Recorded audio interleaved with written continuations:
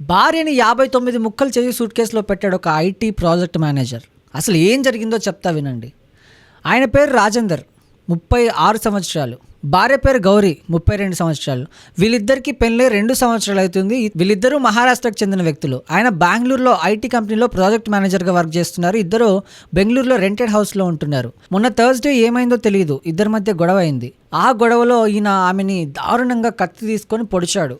పొడిచిన వెంటనే ఎక్కడ పెట్టాలో తెలియక ఓ సూట్ కేసులో పెడదామని అనుకున్నాడు. కానీ అంత పెద్ద మనిషి సూట్ కేసులో పట్టదు కాబట్టి దారుణంగా కిరాతకంగా 59 ముక్కలు చేసి సూట్ కేసులో పెట్టాడు. సూట్ కేసులో పెట్టిన వెంటనే ఇంట్లో పడి ఉన్న రక్తం మరకలన్నీ క్లీన్ చేసేసి ఆ సూట్ కేసు తీసుకెళ్ళి బాత్రూంలో పెట్టేసి బాత్రూమ్కి లాక్ వేసుకొని మహారాష్ట్ర వెళ్ళిపోయాడు. మహారాష్ట్ర వెళ్ళిపోయిన తర్వాత ఎవరైతే గౌరీ వాళ్ళ పేరెంట్స్ ఉంటారో పేరెంట్స్ కాల్ చేస్తున్నారనమాట. గౌరీ ఫోన్ స్విచ్ ఆఫ్ వస్తుంది, అల్లుడికి ఫోన్ చేస్తే అల్లుడి ఫోన్ కూడా స్విచ్ ఆఫ్ వస్తుంది. ఇంకా ఏం చేయాలో అర్థం కాక పోలీసు వాళ్ళకి కాల్ చేశారు.